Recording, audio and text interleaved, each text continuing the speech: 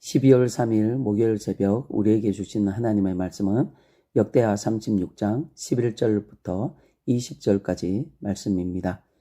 시드기야가 왕위에 오를 때에 나이가 21세라 예루살렘에서 11년 동안 다스리며 그의 하나님 여호와 보시기에 악을 행하였고 선지자 예레미야가 여호와의 말씀으로 일러도 그 앞에서 겸손하지 아니하였으며 또한 느부갓네살 왕이 그를 그의 하나님을 가리켜 맹세하게 하였으나 그가 왕을 배반하고 목을 곧게 하며 마음을 완악하게 하여 이스라엘 하나님 여호와께로 돌아오지 아니하였고 모든 제사장들의 우두머리들과 백성도 크게 범죄하여 이방 모든 가증한 일을 따라서 여호와께서 예루살렘에 거룩하게 두신 그의 전을 더럽게 하였으며 그 조상들의 하나님 여호와께서 그의 백성과 그 거하시는 곳을 아끼사 부지런히 그의 사신들을 그 백성에게 보내어 이루셨으나 그의 백성이 하나님의 사신들을 비웃고 그의 말씀을 멸시하며 그의 선지자를 욕하여 여호와의 진노를 그의 백성에게 미치게 하여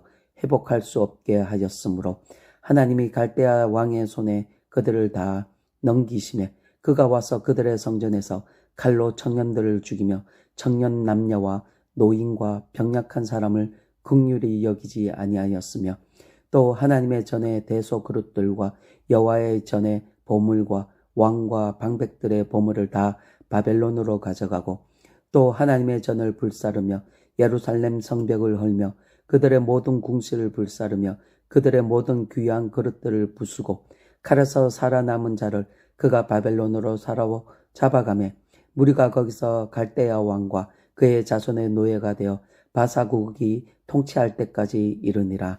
아멘. 이스라엘 백성들이 BC 1406년에 가나안 땅에 입성해서 어느새 820년이 흘렀습니다. 하나님의 나라에 대한 꿈과 기대로서 하나님께서 이 백성을 인도하시고 지키시고 보호해 주셨습니다. 그런데 마지막 왕들의 모습을 보면 너무나 안타까운 말년으로 흘러갑니다. 여호아하스 왕은 적위 3개월 만에 폐위를 당하고 애굽의 포로로 잡혀갑니다.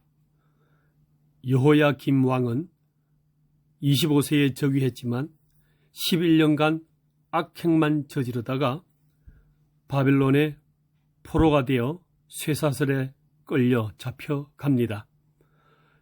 여호야긴 왕은 8살 때 어린아이로 즉위해서 석 달 열흘 100일 동안 여호와 보시기에 악을 행하다가 바벨론 포로로 끌려가 곤욕을 치르게 됩니다.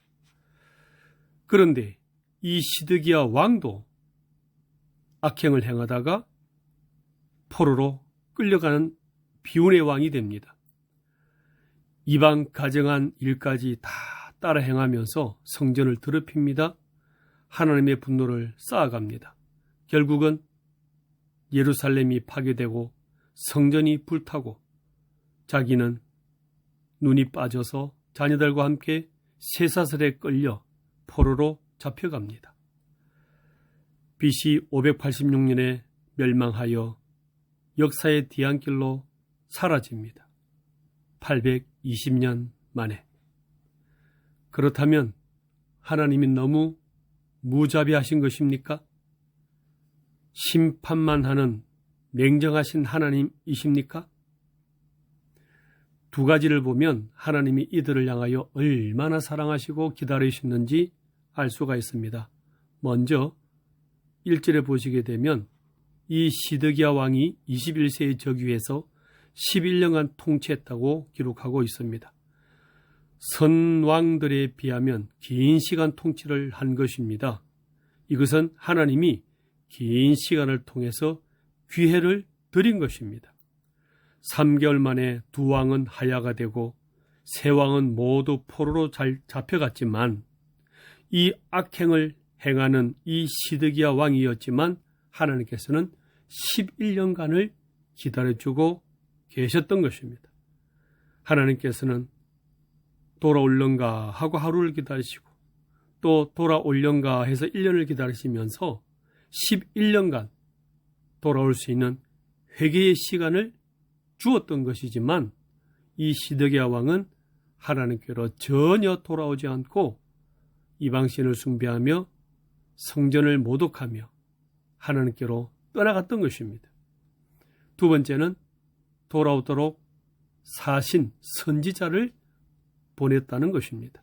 12절과 15절 보시면 그의 하나님 여호와 보시기에 악을 행하고 선지자 예레미야가 여호와의 말씀으로 일러도 그 앞에서 겸손하지 아니하였다.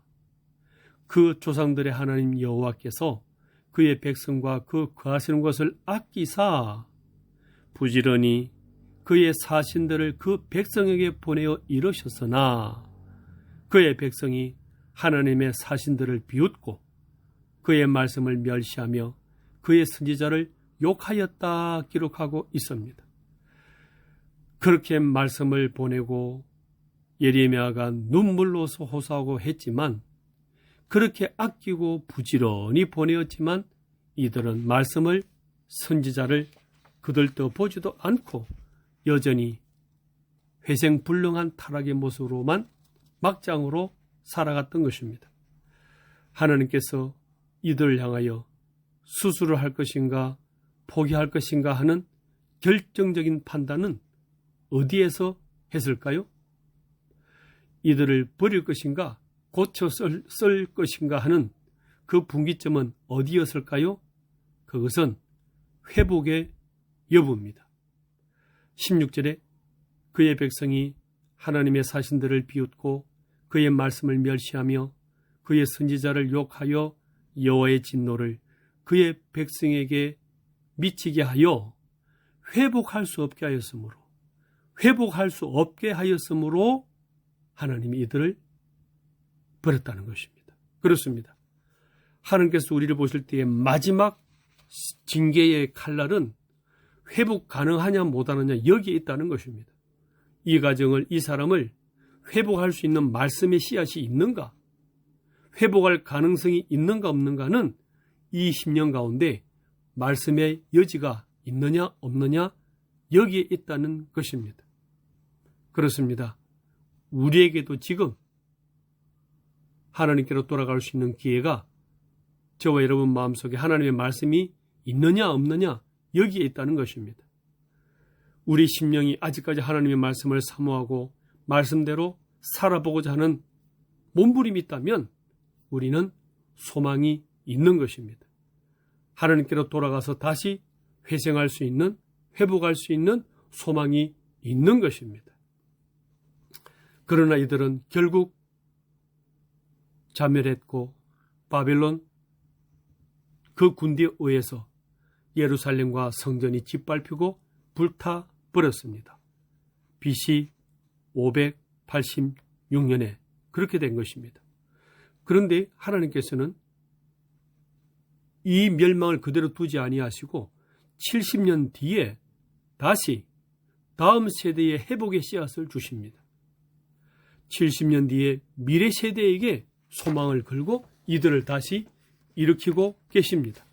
23절에 보시게 되면 바사왕 고레스가 이같이 말하노니 하늘의 신 여호와께서 세상 만국을 내게 주셨고 나에게 명령하여 유다 예루살렘의 성전을 건축하라 하셨나니 너희 중에 그의 백성된 자는 다 올라가 예루살렘에 갈지어다.